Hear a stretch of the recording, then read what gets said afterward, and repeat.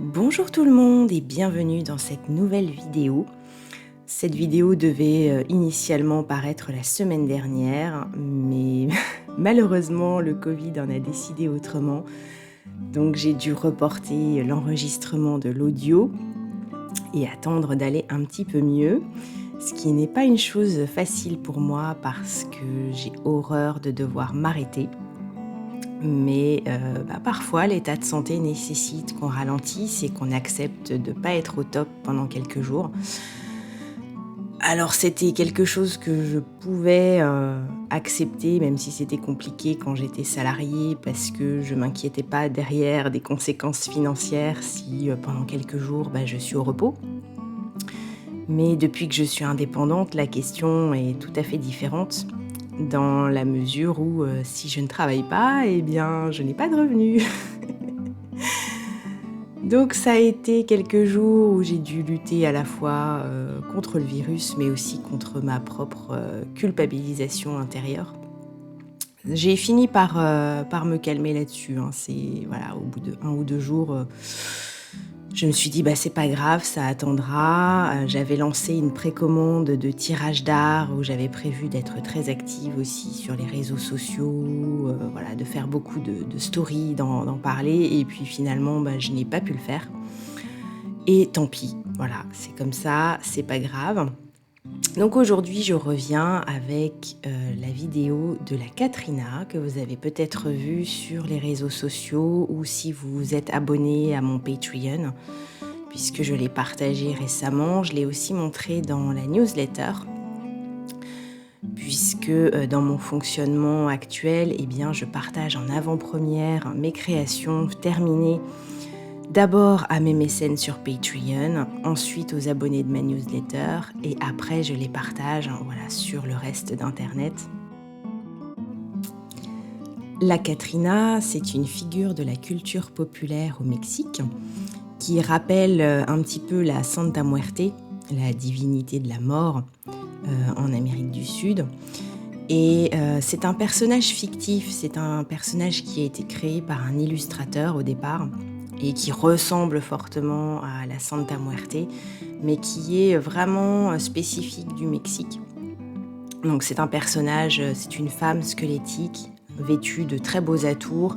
Normalement, elle porte un chapeau à plumes à la française, c'est un personnage très élégant et qui se promène à l'époque du Jour des Morts. Donc le Jour des Morts, ça fait partie des plus grosses célébrations au Mexique.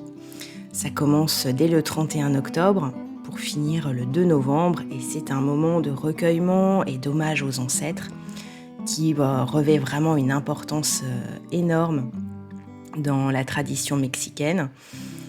Il faut savoir que le 31 octobre, les célébrations commencent avec un goûter pour les enfants disparus.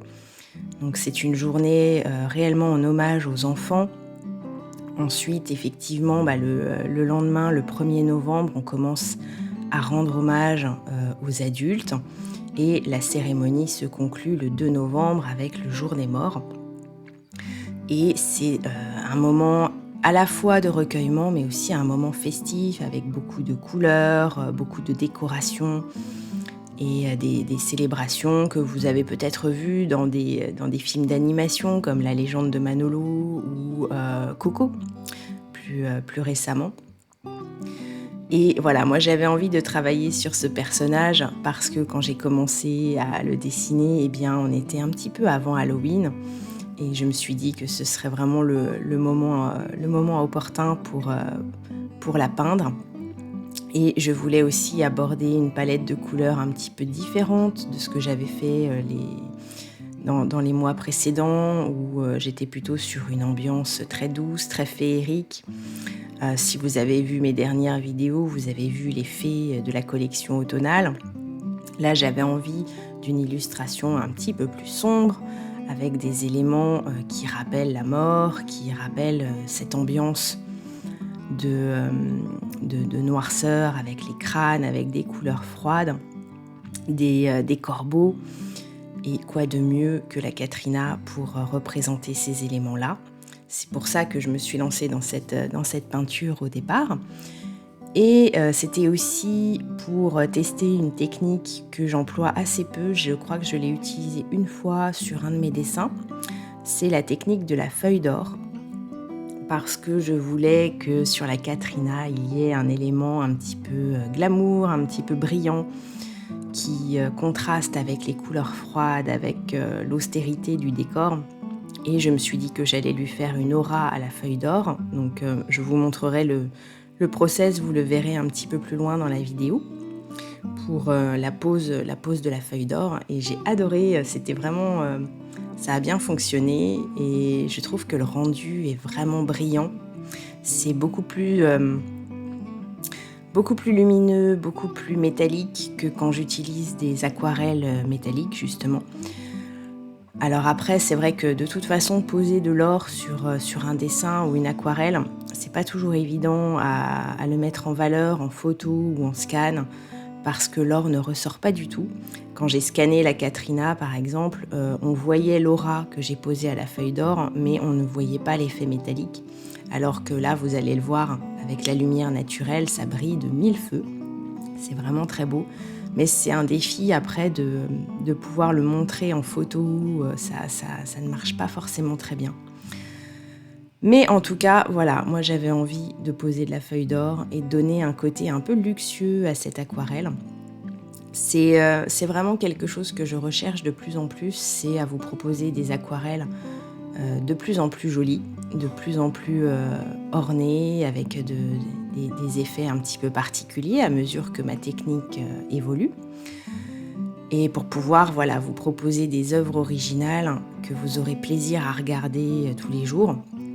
Alors la Katrina va être plutôt destinée à des gens qui apprécient le gothique, la mélancolie, la noirceur, les ténèbres, mais avec un côté aussi bienveillant parce que la Katrina, c'est un personnage qui n'est pas du tout maléfique, qui est plutôt protecteur.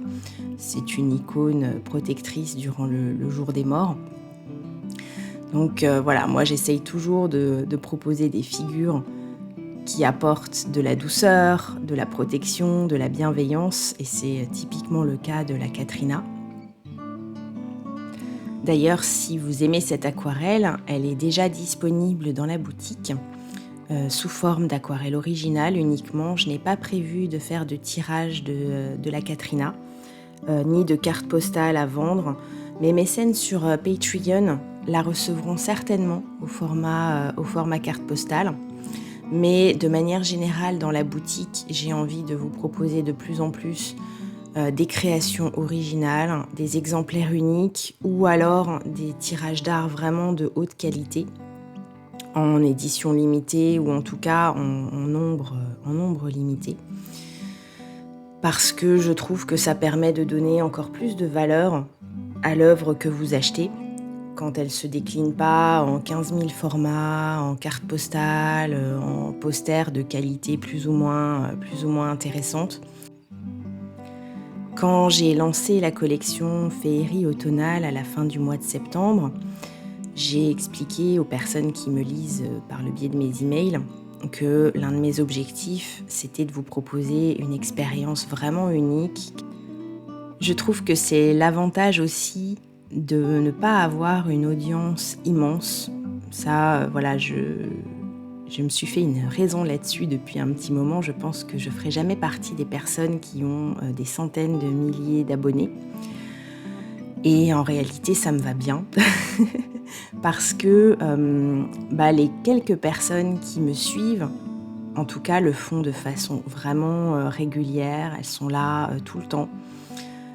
Les personnes qui me soutiennent ici sur cette chaîne, qui sont présentes via ma newsletter ou sur Patreon, sont des personnes qui apprécient réellement mon travail, qui sont là, qu'il pleuve ou qu'il vente, qui vont regarder et apprécier mes contenus, apprécier mes créations et répondre présente quand je propose quelque chose. Et j'aime beaucoup ce sentiment finalement de confidentialité et d'exclusivité. C'est quelque chose que j'ai envie de cultiver, de faire en sorte que les quelques personnes qui sont toujours présentes, je puisse leur proposer une expérience à part et leur proposer des choses que tout le monde n'aura pas. Ça, c'est aussi l'avantage des petites communautés, des petites audiences. C'est qu'on peut proposer des choses qui ne seront pas forcément connues du grand public, des créations qui seront connues vraiment par leurs vrais fans. Ça, c'est quelque chose que j'aime bien de manière générale, et même moi, quand je soutiens des créatrices ou des artistes, bien sûr que j'ai envie de voir leur communauté, leur audience grandir, mais en même temps, je profite des moments où moi je les connais avant les autres. Et ça, je trouve que c'est quelque chose d'appréciable, ce sentiment d'appartenance à un petit groupe de privilégiés. Voilà, quand je suis des artistes que j'aime bien et que je découvre leur création, alors que je sais que voilà, elles mériteraient tellement plus. Mais moi, je fais partie des chanceuses qui les connaissent aujourd'hui. Je trouve que c'est vraiment un sentiment particulier. C'est assez gratifiant d'être là dès le début. Et moi, j'ai envie de partager des choses particulières avec les personnes qui sont là dès le début. Et je ne sais pas ce que ça deviendra à l'avenir, ce que deviendra mon activité. Est-ce qu'un jour mes créations seront très connues ou pas? J'en sais rien. Mais j'ai envie de profiter du moment aujourd'hui pour partager des choses vraiment exclusives avec les personnes qui ont décidé de s'installer avec moi et de m'accompagner dans le voyage artistique que je suis en train de mener. Donc c'est l'occasion aussi pour moi de vous remercier parce qu'on est quand même, on est 1400, un peu plus de 1400 ici. Ce qui, en termes de succès sur YouTube, est extrêmement relatif. Je fais partie des petites chaînes, mais j'apprécie vraiment ces rendez-vous qu'on se donne, plus ou moins régulièrement. J'ai conscience que je ne publie pas aussi souvent que je devrais sur la chaîne. Mais à chaque fois que je le fais, c'est avec plaisir. Et j'essaye toujours de vous proposer des vidéos qui vont vous apporter quelque chose. J'essaye de soigner mes peintures, de soigner un peu plus chaque vidéo pour que vous soyez contents de les retrouver quand elles arrivent. Et j'espère que j'y arrive. En tout cas, si vous êtes encore là, merci. Merci de m'accompagner. Et puis, je vais vous laisser profiter de la fin de la vidéo. Si vous aimez la Katrina et que vous voulez vous l'offrir, vous pouvez la retrouver dans la boutique en ligne. Je mettrai le lien dans la description de la vidéo. N'oubliez pas qu'en vous abonnant à la newsletter, vous recevez directement un code promo qui vous permet de bénéficier de 10% de réduction sur votre premier achat. Et sur une aquarelle originale, ça représente déjà une certaine réduction, donc profitez-en. Vous pouvez vous abonner assez facilement à la newsletter puisque le lien sera aussi dans la description. Quant à moi, j'ai déjà hâte de vous retrouver. Je prépare déjà les prochaines vidéos et je vous dis à très bientôt.